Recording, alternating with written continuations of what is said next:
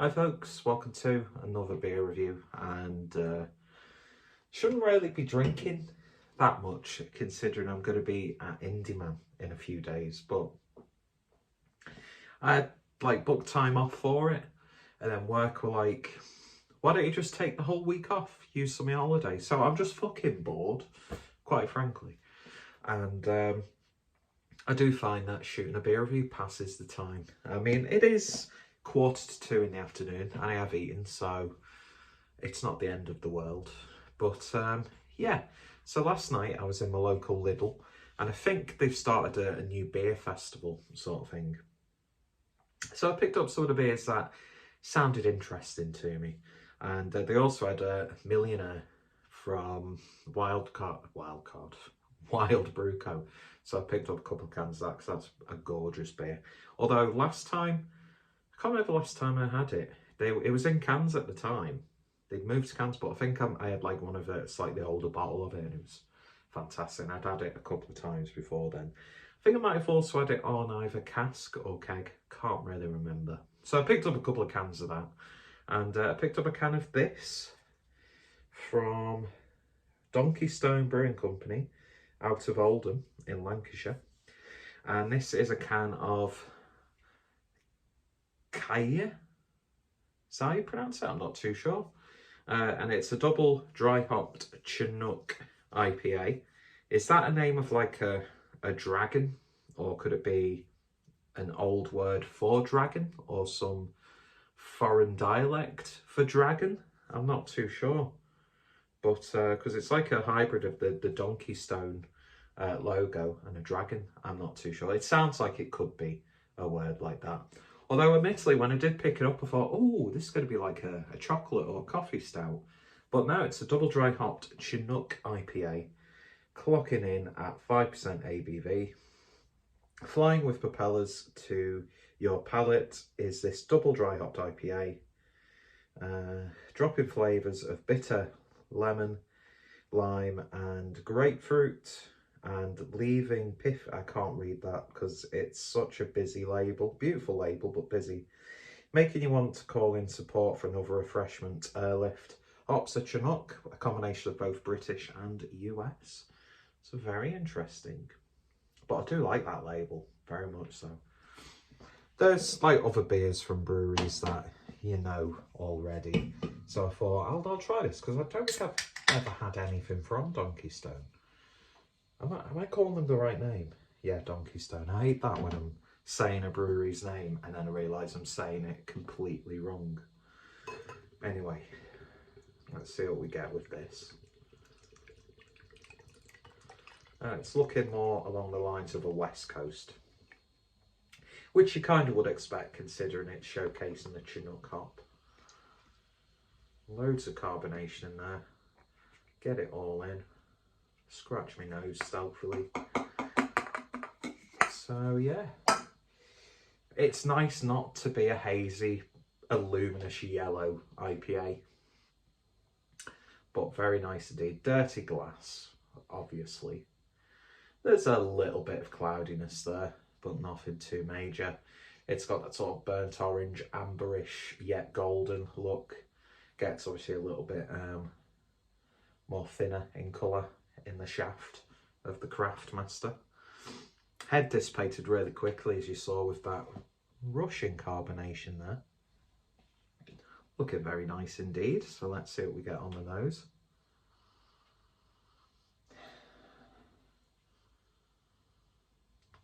It's not screaming with hops. There is stuff there, almost like slightly caramelised, like clementine slice or something along those lines.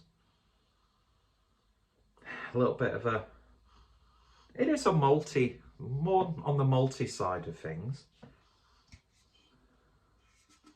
Best before is the 1st of the 1st, 2023. No idea how fresh this is. Yeah, it's almost got that. I get this a lot with IPAs like this. And this isn't me dissing the beer, but it's got that slight, you know, it's like burnt rubber sort of aroma with a little bit of very subtle caramel-like sweetness. And then there's a little bit, more from like a marmalade on toast aroma coming from those hops. Interesting. It smells quite like an English IPA. Anyway, let's see what it tastes like. Cheers, folks.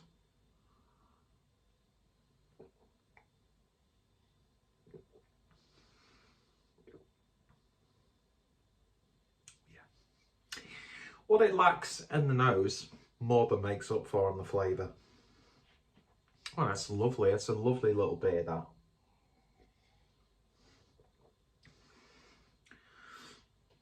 You're definitely, in terms of hop presence, getting that sort of like bitter grapefruit aftertaste, which seems to be throughout the whole of the journey of the beer, if that makes any modicum of sense. But that being said, still a little bit more on the malty side. Not as sweet or as dense as the nose would lead you to believe in that regard. But the hops hold themselves well.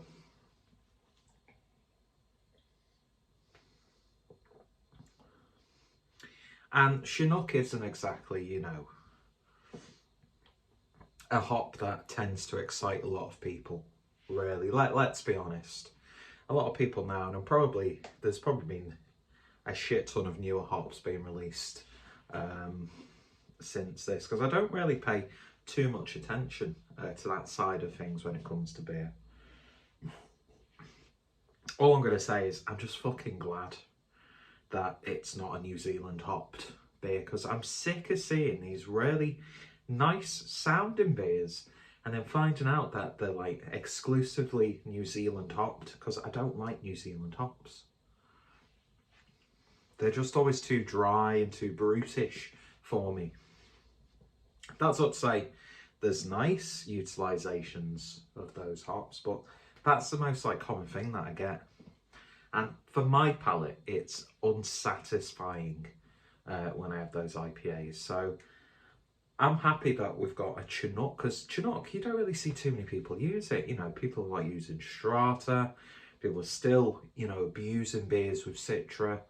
Then you've got the likes of Sabro, that Cryopop seems to fluctuate. I've found it's probably such a dated outlook on where we are with hops, but you know, the hops like Mosaic, Simcoe, those sort of like whoa hops. Whereas Chinook, I mean, you look at something like Sierra Nevada Pale Ale, you know, the daddy of the sea hops, really. And still really fighting its cause. When you get a good, well-kept bottle or can of Sierra Nevada Pale Ale, I don't care what anyone says, untouchable. And I'm getting those slight notes in this. But again, it's got this sort of like almost British IPA character to it. But you know what? I'm really, really enjoying this. Very easy going. It's got those hints of like West Coast flavours that we don't really seem to get nowadays. Even some of the more highly regarded West Coast style IPAs just miss the mark for me. I think a lot of the time you get a much better, like, I nearly said Dickensian, like classic West Coast flavour and bitterness and feel when someone like brings out a red IPA or a rye IPA.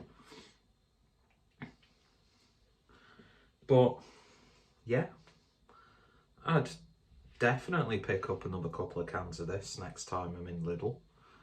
Probably by the next time I go to Lidl, it'll be like 2-3 week specials, you know. Afterwards, I mean, they did the like Bavarian, Austria, Sweden, German sort of season. I think they're currently, or they might have just finished their like Mediterranean Spanish sort of season. But yeah, anyway, if there was still more cans of this, I would happily pick this up. It's a lovely little drop, and it's an IPA it's not different, but it's different to what every other fucking brewery is bringing out. And don't get me wrong, I've said this on many occasions. It's the most common beer style that I buy. Pale ales, IPAs, double IPAs, triple IPAs, if you want to go quadruple IPAs, although what's the point? Because they're just like, to me, I've not really noticed any discernible difference between a high ABV triple IPA and a quadruple IPA. So as much as I get burnt out with hops, and I'm going to get burnt out again because Indie Man's coming up, probably just be focusing on hoppy beers while I'm at the festival, and then we're going to the likes of Cloudwater and Track afterwards, although Persistence is utile. Got to pick up that. Yeah, it's just, I find it so refreshing when an IPA like this gets released, because it just gives you a flavour that you've not tasted for a while. But that aside, I think it's a well-brewed beer on its own merits, and it's really good. And I'll try and upload this rather quick to me actually recording it, not to jump on any bandwagons or to get the views in.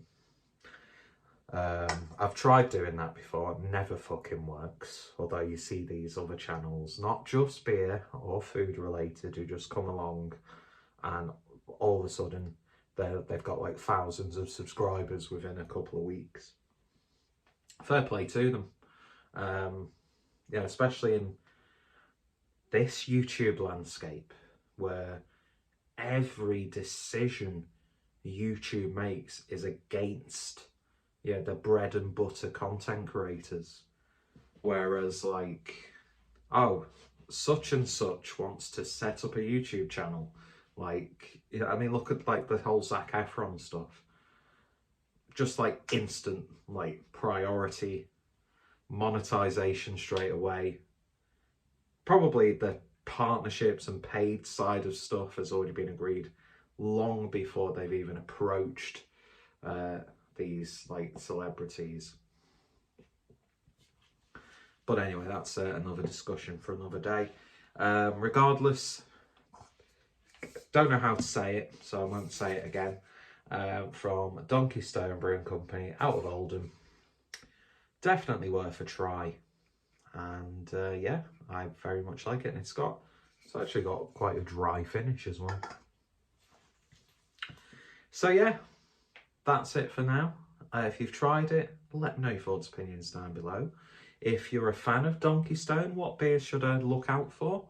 I need to start doing that again. Just stop buying the same breweries' beers on like a fortnightly, weekly, monthly basis. Branch out a little bit. Do a bit more focus on like local breweries and that sort of stuff. So yeah, any recommendations are greatly appreciated. And if they've got other beers from this brewery in Lidl at the moment, then let me know and I'll keep an eye out for them. So yeah, check it out. It's a pretty damn decent little IPA. And yeah, thanks for watching. You'll take care, stay safe, and I shall hopefully see you all later. Bye.